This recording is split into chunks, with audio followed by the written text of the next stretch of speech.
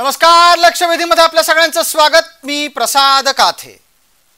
भारतात नवे नवे महामार्ग बांधले गेले पाहिजेत याच्यासाठी सगळीच सरकार प्रयत्न करत असतात। विद्यमान केंद्रातल्या सरकारच्या कडून सुद्धा ते प्रयत्न सुरू आहेत आणि याआधी 10 वर्ष भारताचं प्रतिनिधित्व करणाऱ्या नरेंद्र मोदींच्या सरकारनं ही भूमिका कायम ठेवलेली आहे आणि म्हणूनच देशात महामार्गांच्या साठी जमीन संपादन करण्याचं धोरण बदललं, त्या बदल्यात मिळणारा मोबदला बदलला आणि इतकंच नाही तर प्राप्त स्थितीमध्ये वेगवान महामार्गांची निर्मिती सुद्धा भारतात शक्य झाली।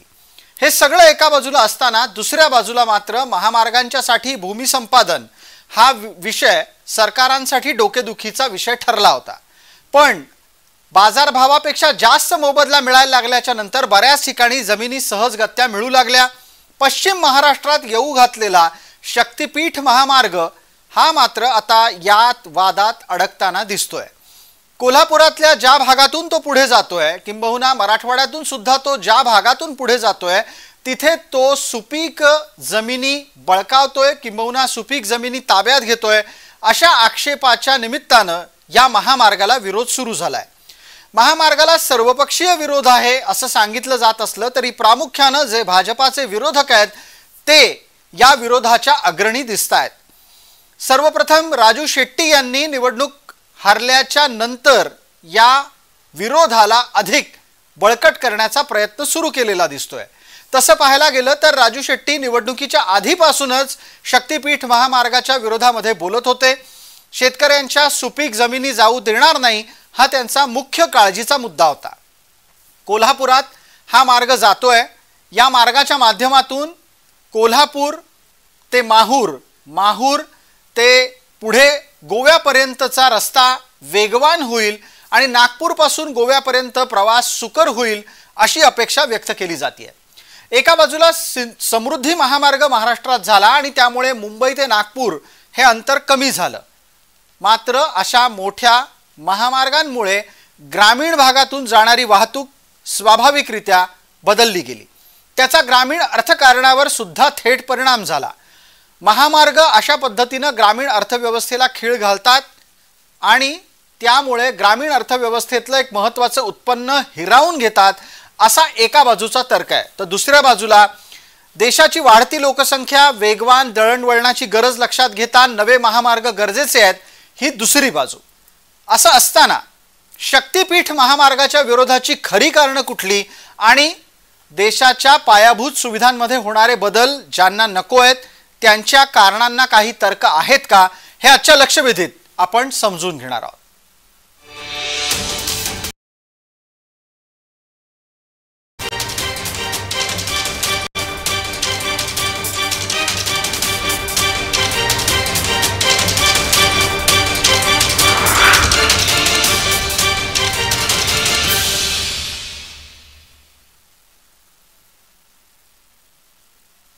या चर्चेत आपल्यासोबत आमचे प्रतिनिधी अमर पाटील आता जोडले गेलेले आहेत। या चर्चेतले इतर मान्यवरही थोड्याच वेळात आपल्या समोर असतील। मला पटकन अमर पाटील आपल्याकडून जाणून घ्यायचं आहे की अमर, आपण ज्या वेळेला शक्तिपीठ महामार्ग रोखलाच गेला पाहिजे असं म्हणत काढलेल्या मोर्चाचं कव्हरेज केलं, तुम्हाला त्यात नक्की विरोधाचं खरं काय कारण जाणवलंय? हे राजकारणच असू शकतं सर, कारण शक्तिपीठ महामार्ग ज्या ह्याच्यातून 59 गावातून जाणार आहे, फक्त पश्चिम महाराष्ट्रातले 59 गाव नाही तर बरीच जण गाव आहेत, परंतु पहिल्यांदा सुरुवात कोल्हापुरात केली आणि कोल्हापुरातून कोणत्याही चांगल्या गोष्टीला विरोध होतो असं दिसतं। हे राजकारण असं मला वाटतं, कारण ह्या मोर्चामध्ये उभाटा गटाचे आणि काँग्रेस हे सोडले तर कोणी जास्त दिसले नाही।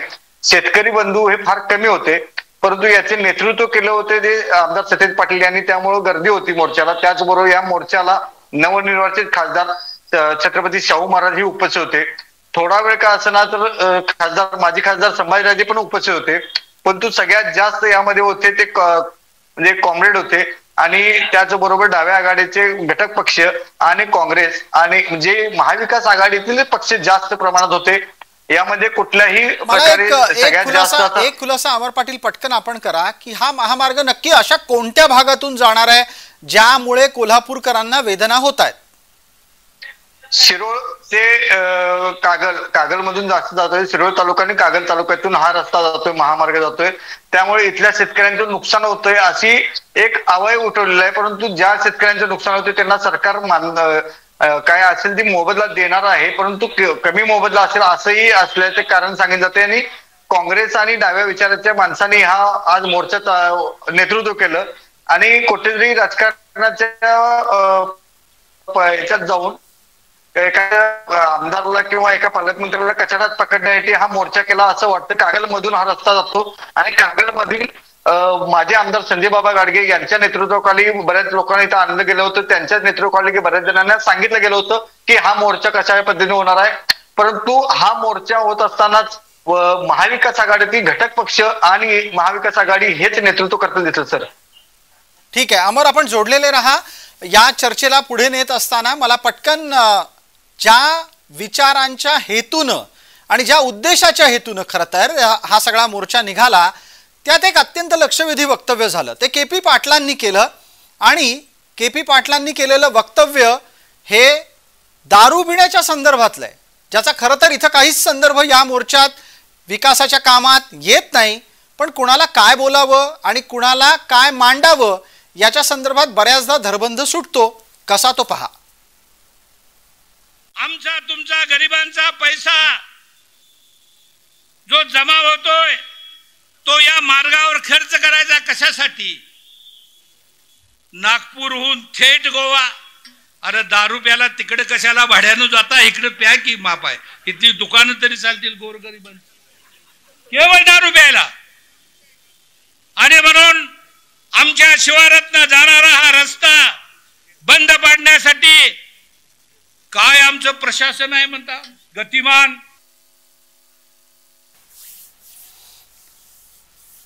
कपिल पाटील माफ करा के पी पाटील यांचं हे वक्तव्य आपल्या डोळ्याच्या समोर आहे. पण दुसऱ्या बाजूला याच चर्चेत आपल्या सोबतचे मान्यवर सुद्धा आता आपल्याला दिसू लागलेले आहेत. राजू शेट्टी आपल्या सोबत आहेत, स्वाभिमानीचे प्रमुख या नात्यानं. आपल्या सोबत भारतीय जनता पार्टीचे प्रवक्ता प्रतिनिधी या नात्यानं नाथाजी पाटील आहेत आणि विवेक भावसार माफ करा आपल्या सोबत राजकीय विश्लेषक या नात्यानं जोडले गेलेले आहेत शिवराज काटकर. चर्चेला पुढे नेत असताना अशोक चव्हाणांना मराठवाड्यात सुद्धा काय निमित्तानं या शक्तीपीठ महामार्गाला विरोध करावा असा वाटतो, एकदा ते ऐकू, मग राजू शेट्टींपर्यंत आपण पटकन पोहोचणार आहोत. ते तर थांबवलं पाहिजेच माझं मत आहे. शक्तीपीठाचं काम आता बऱ्याच जिल्ह्यामध्ये त्याला थांबवण्यात आलं आहे. त्याच पद्धतीने थांबलं पाहिजे. विनाकारण लोकांच्या शेती ही संपादनाची कारवाई होऊ नये, लोकांचा विरोध आहे त्याला. आणि मी यामध्ये सहमत आहे की ते लोकांचा विरोध असताना करणं चुकीचं आहे, त्यामुळे थांबलं पाहिजे असं माझं मत आहे. माझे मत तेच आहे. मी या बाबतीमध्ये शासनाशी बोलणार आहे आणि हे काम त्वरित थांबलं पाहिजे अशी माझी भूमिका आहे. आता पटकन आपण चर्चेसाठी राजू शेट्टी यांच्यापर्यंत पोहोचतोय. शेट्टी साहेब नमस्कार आणि स्वागत आपलं चर्चेमध्ये. माझा आवाज आपल्यापर्यंत नीट पोहोचतोय असं वाटतं. मला पटकन याचा खुलासा करा की आजचा मोर्चा हा राजू शेट्टींच्या राजकीय पुनर्प्रतिष्ठापनेसाठी आहे का, होता का? जरा पत्रकारिता करत असताना राजकारणाच्या पलीकडे विचार करायला शिका असा माझा आपल्याला सल्ला आहे. जी, कारण माझ्या राजकीय पुनर्वसनासाठी कोणाच्या मोर्चाची गरज नाही, काही नाही. जे काय करायचं ते मी निश्चितच करेन. आजचा मोर्चा हा सर्वपक्षीय होता आणि तो कोल्हापूर जिल्ह्यातल्या शेतकऱ्यांची शेती वाचवण्यासाठी होता. विकासाच्या नावाखाली जेव्हा तुम्ही शेतकऱ्यांच्या जमिनी अनेक शेतकऱ्यांना भूमिहीन करून काढून घेता त्यावेळी हे लक्षात येत नाही की त्या जमिनीचा तुकडा भिजवण्यासाठी त्यांना आपली जमीन घरदार गहाण ठेवून जवळजवळ 10-15 किलोमीटर अंतरावरनं पाणी आणलेलं असतं. त्याला लाखो रुपये खर्च झालेले असतात आणि मग अशा पद्धतीनं मेहनत करून सरकारच्या अनुदानाच्या शिवाय मेहनत करून जी जमीन बागायत केली ती तुमच्या एका निर्णयानंतर एका लेखणीच्या फटकाऱ्याशी जर तुम्ही सक्तीचं भूसंपादन घेऊन काढून घेणार असाल तर त्या शेतकऱ्याला निश्चितच वाईट वाटतं.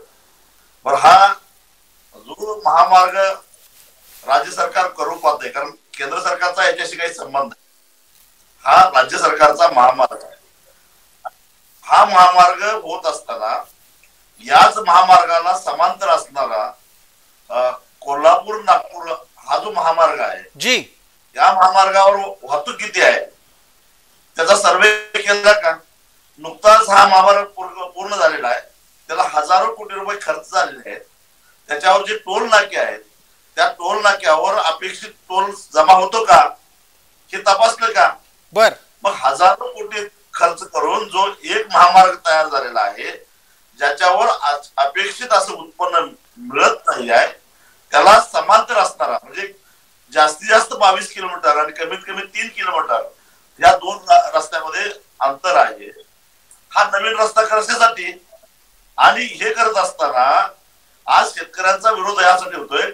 विकासाच्या नावाखाली तुम्ही ज्यावेळी त्याच्या जमिनी काढून घेता त्यावेळी एका बाजूला समृद्धी महामार्ग होत असताना तुम्ही बाजारभावाच्या चौपट आणि 5पट रक्कम शेतकऱ्याला देताय आणि त्याच महाराष्ट्रातल्या इतर तालुक्यातल्या शेतकऱ्यांना मात्र त्याच्या 40% मोबदला मिळत असेल तर एक तर जमीन गेली आणि मग शेतकऱ्यांनी करायचं काय?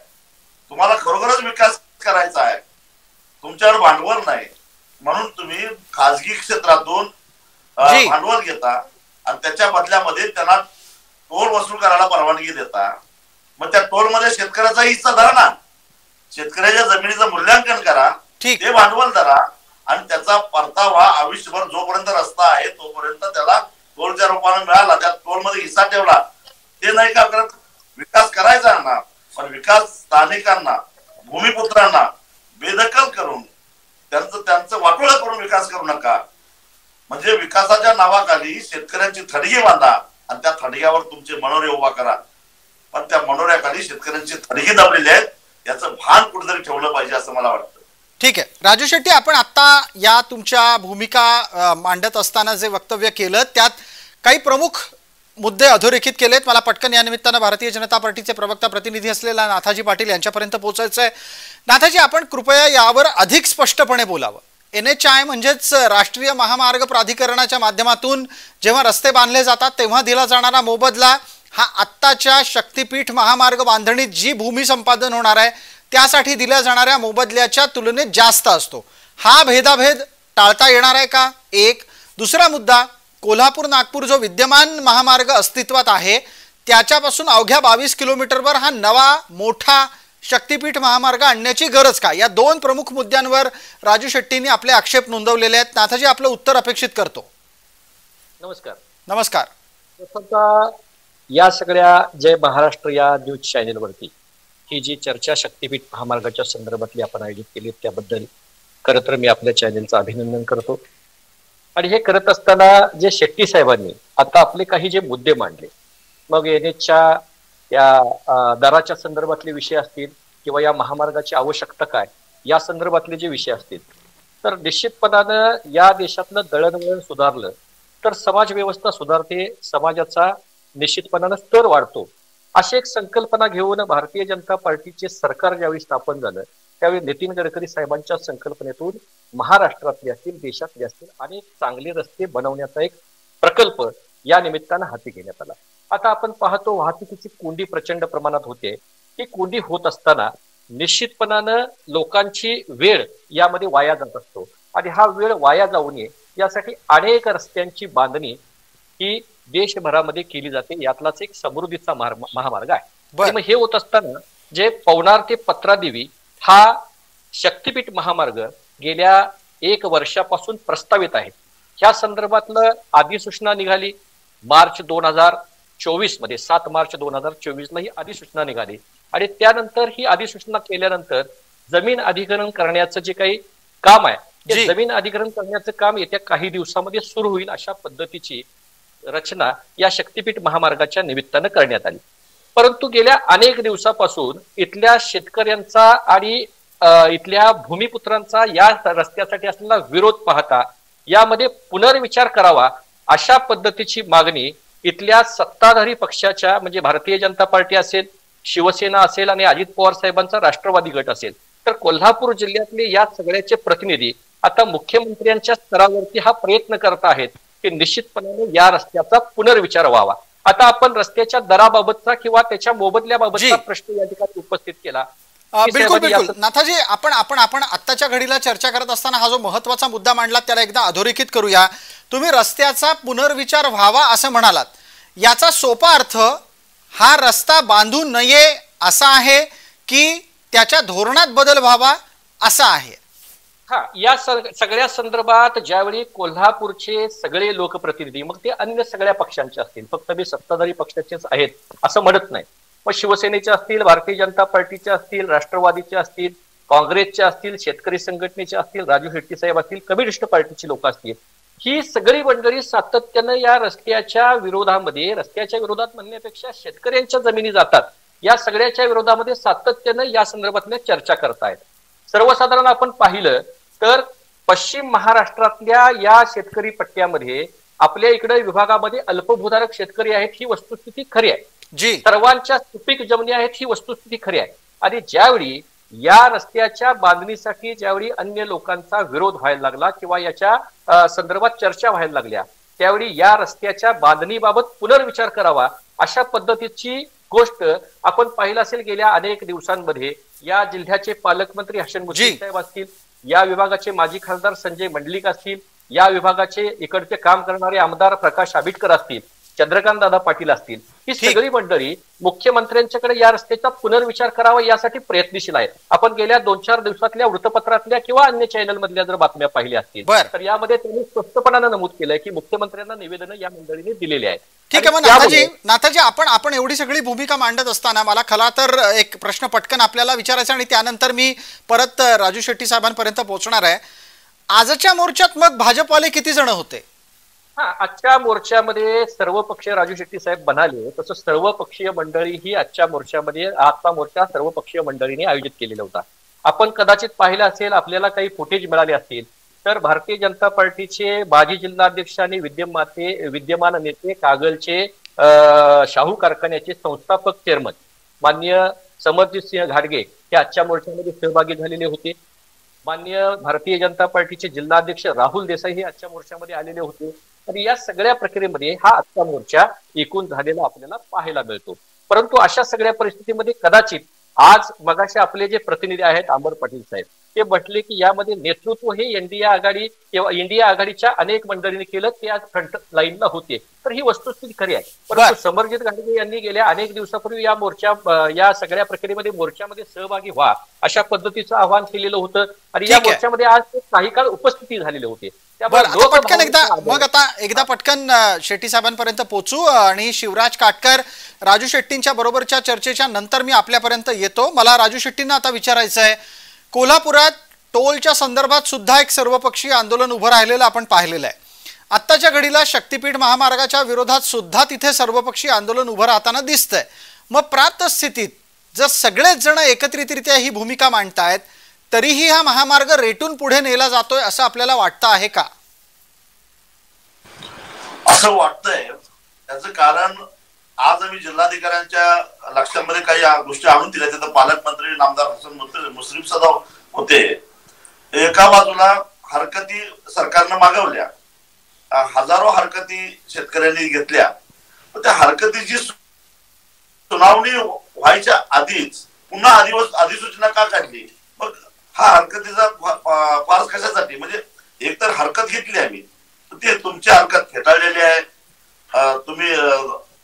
तुम्हाला आम्ही तुमच्या हरकतीचा विचार करणार नाही असं तरी सांगायला पाहिजे होतं किंवा सुनावणीला बोलावायला पाहिजे होतं. पण त्याच्याऐवजी पुन्हा अधिसूचना काढायची, शेतकरी स्वीकारत नसतील तर त्याच्या घरावर चिकटवायचं. हे उद्योग कशासाठी? म्हणजे काही करून हा महामार्ग आमच्यावर लादायचाच आहे. आणि मग कुणासाठी? काही ठेकेदारांना पोचण्यासाठी हा निर्णय होतोय का? कारण आम्ही ऐकलंय की समृद्धी महामार्गामध्ये अनेकांची आर्थिक समृद्धी निर्माण झाली. आता या मार्गातून अनेकांना आर्थिक शक्ती मिळणार आहे का? पण शेतकऱ्यांचा बळी घेऊन हे करणार आहेत का? या आरोपाला पटकन एकदा भारतीय जनता पार्टीने उत्तर द्यायला पाहिजे. राजू शेट्टींचा हा आरोप आत्ताच्या चर्चेत दोनदा आलेला आहे आणि शिवराजजी माफ करा, आपल्यापर्यंत पोहोचतोच मी, थोडा वेळ कमी पडतोय आपल्यापर्यंत पोहोचायला, पण मला एकदा तात्काळ भारतीय जनता पार्टीकडून या प्रश्नाचं उत्तर लागेल की ज्या पद्धतीनं समृद्धीतून काही जण गब्बर झाले असा आरोप होतो, त्याच पद्धतीनं या शक्तीपीठ महामार्गाचे काही वेगळे लाभार्थी आहेत का जे राजू शेट्टी सांगतायत? काही असण्याची काही आवश्यकता नाही. खरं तर हे सरकार शेतकऱ्यांच्यासाठी, कामगारांसाठी, कष्टकऱ्यांच्यासाठी आणि भूमिपुत्रांच्यासाठी नेहमीच काम करत आलेलं आहे. आपल्याला कदाचित माहिती असेल की आज संध्याकाळी 5 वाजता पंतप्रधान नरेंद्र मोदी वाराणसीतून शेतकऱ्यांच्यासाठी पीएम किसानचा हा 17वा 18वा हप्ता आज आपल्याला शेतकऱ्यांसाठी देत आहे. त्यामुळे शेतकऱ्यांचं भलं करण्याच्या उद्देशाने हे सरकार काम करतं, ही वस्तुस्थिती आहे. परंतु सर्वसाधारणपणे हे काही लाभार्थी होणार आहेत का, किंवा शेतकऱ्यांच्या डोक्यावरती पाय ठेवून हे शक्तीपीठ महामार्ग होणार आहे का, हा होणारा जो काही आरोप आहे तो मला त्या आरोपामध्ये तथ्य वाटत नाही. याचं कारण असं की शेतकऱ्यांच्या बरोबर जाणारं हे सरकार आहे आणि त्यामुळे आपल्यासारख्या सर्व शेतकऱ्यांच्या विचाराचा आदर करून कदाचित या शक्तीपीठ महामार्गाच्या बाबतीतला निर्णय हा निश्चितपणानं शेतकऱ्यांच्यासाठी सकारात्मक होऊ शकेल अशी मला अपेक्षा वाटते. ठीक आहे, पटकन आता शिवराज काटकर यांच्यापर्यंत पोहोचूयात. शिवराजजी नमस्कार आणि आपलं स्वागत चर्चेमध्ये. माझा आवाज आपल्यापर्यंत नीट येतोय? पोहोचतोय आवाज. पटकन आपण कृपया सांगावं, आजच्या सर्वपक्षीय मोर्चाच्या मागे खरं डोकं कुणाचं आहे? नाही, डोकं कुणाचं हा मुद्दा नाही आहे. यामध्ये सगळ्यात महत्वाचं असं आहे की जर प्रत्येकानं आपलं डोकं यामध्ये दाखवलं नसतं तर ते अडचणीत आले असते, कारण 4 महिन्यावर विधानसभा आहे. माझ्या दृष्टीनं राजू शेट्टी जे म्हणाले तो मुद्दा बरोबर आहे आणि राजकारणाच्या पलीकडे या गोष्टीकडे काही गोष्टींच्या बाबतीत विचार केला पाहिजे जो होत नाही आहे आणि त्यामुळे आत्ताची परिस्थिती निर्माण झालेली आहे. मुळात झालेलं असं आहे की नागपूर रत्नागिरी किंवा नागपूर कोल्हापूर हा जो महामार्ग आहे त्याला कुठेही लोकांनी विरोध केलेला नाही, किंवा 6 पदरी रस्ता जो पुणे बेंगलोर रस्ता आहे तो 6 पदरी करण्याला सुद्धा कागलमध्ये असो किंवा कुठेही असू दे कुणी विरोध केलेला नाही. इंडस्ट्रियल कॉरिडॉर केला जाणार आहे, त्यासाठी सुद्धा भविष्यात जमिनी लागणार आहेत, त्यालाही कुणी विरोध केलेला नाही. पण प्रॉब्लेम असा आहे की जो चौपट मोबदला केंद्राच्या धोरणाप्रमाणे दिला जातो तो राज्य सरकार देणार नाही आहे. हा एक मोठा मुद्दा आहे जो शेतकऱ्यांना इथल्या विरोध करण्यासाठी कारणीभूत ठरलेला आहे. कारण ज्या भागातल्या शेतकऱ्यांच्या जमिनी पूर्वी गेल्या त्या भागातल्या शेतकऱ्यांनी विरोध केला नाही, कारण त्यांना महामार्गाच्या कामामध्ये पुरेसा मोबदला मिळाला होता आणि त्या बदल्यात काही जणांनी बाहेरच्या बाजूला जमिनी खरेदी करून आपली गेलेली जमीन पुन्हा टिकवण्यामध्ये यश मिळवलेलं आहे. बिलकुल शिवराज काटकर, हाच एक कळीचा मुद्दा आहे. थोड्या वेळापूर्वी राजू शेट्टींनी पण यावर प्रकाश टाकला होता. मला यातला जरा थोडासा खुलासा आणखीन अपेक्षित आहे आणि आपण राजकीय विश्लेषक पत्रकार या नात्यानं त्यावर अधिक आकडेवारीनं बोलावं. ज्या वेळेला राष्ट्रीय स्तरावरील महामार्ग बांधणीचं महामंडळ किंवा त्यांचं खातं NHAI याच्या माध्यमातून जमीन अधिग्रहण केलं जातं, त्या भूमी अधिग्रहणात मिळणारा मोबदला इथे राज्य पातळीवर देता येणं शक्य नाहीये का? स्वाभाविक आहे, राज्याची तिजोरी आणि देशाची तिजोरी याच्यात थोडा फरक असणारच. शिवराजजी, नाही, त्याचा मुळात यामध्ये विचार असा केला पाहिजे होता की ही पिकाऊ जमिनीतून जाणारा हा महामार्ग आहे, याचा विचार प्रकल्प अहवाल तयार करताना केला पाहिजे. त्याची अधिसूचना जारी करताना या सगळ्या गोष्टींचा विचार केला पाहिजे होता. आणि जी घाई झालेली आहे ती आता जी माघार घेण्याचा प्रयत्न सुरू आहे या प्रकरणातून, त्याचं कारण राजकीय लोकसभा निवडणुकीनंतर जी राजकीय परिस्थिती बदललेली आहे. बिलकुल, या परिस्थितीमध्ये काही ठिकाणी भाजपला सुद्धा चांगलं यश मिळालेलं आहे, शिंदे गटाला सुद्धा चांगलं यश मिळालेलं आहे, त्यांचेही खासदार निवडून आलेले आहेत. त्यामुळे अशा वेळी हा विरोध नसावा किंवा हा विरोध आपल्याला पुन्हा पश्चिम महाराष्ट्रात पाय रोवू देणार नाही, हा एक बाजूने विचार आहे. आणि दुसऱ्या बाजूने असं आहे की नेत्यांना एक मुद्दा आवश्यक होता जो शेतकऱ्यांच्या बाजूने उभा राहण्यासाठी, जो महाविकास आघाडीच्या हाती आयताच आलेला होता. राजू शेट्टींचं जे आंदोलन आहे हे शेतकरी नेत्याचं आंदोलन आहे, त्यामध्ये राजकारण बघण्यापेक्षा त्यांची भूमिका ही शेतकऱ्यांच्या बाजूची या दृष्टीनं सुद्धा त्याकडे बघितलं पाहिजे. कारण जो मुद्दा राजू शेट्टी मांडतायत तो राजकीय पक्षांनी मांडलेला नाही. आणि जर हा महामार्ग करायचा असेल तर तिथल्या शेतकऱ्यांना समजून घेऊन आणि त्यांना आवश्यक असणारा मोबदला देऊन जर तो झाला तर कदाचित विरोध सुद्धा होणार नाही. किंवा ज्या ठिकाणी महामार्गाला रस्ते जोडणं शक्य आहे, म्हणजे आता राज्यमार्ग जे आहेत ते आणि आताचा जो राष्ट्रीय महामार्ग आहे नागपूर सोलापूर, नागपूर कोल्हापूर, त्यामध्ये सुद्धा काही ठिकाणी रस्ते जोडून हा महामार्ग पूर्ण करता येणं शक्य आहे. तेवढ्यासाठी पुन्हा मोठी जमीन संपादनाची हे करण्याची आवश्यकता नाही आहे. मला पटकन राजू शेट्टी यांच्यापर्यंत पोहोचायचं आहे. शेट्टी साहेब, चर्चेच्या शेवटच्या टप्प्यात आपण आहोत. पटकन आणि जमल्यास 30 सेकंदात कृपया खुलासा करा, शक्तीपीठ महामार्ग होऊ देणार की अजिबात होऊ देणार नाही? जोपर्यंत सरकार आपली भूमिका बदलत नाही तोपर्यंत आम्ही अजिबात होऊन देणार नाही. त्यांनी महाविकास आघाडी सरकारच्या काळामध्ये 2 अधिसूचना निघाल्या 6 ऑक्टोबर 2021 आणि 14 जानेवारी 2022. त्यामुळं एकूण समृद्धीच्या तुलनेमध्ये केवळ 40% मोबदला शेतकऱ्यांना दिला जातो. यामध्ये जवळपास 27,000 हेक्टर जमीन ही शेतकऱ्यांची जाणार आहे, सुपीक जमीन जाणार आहे.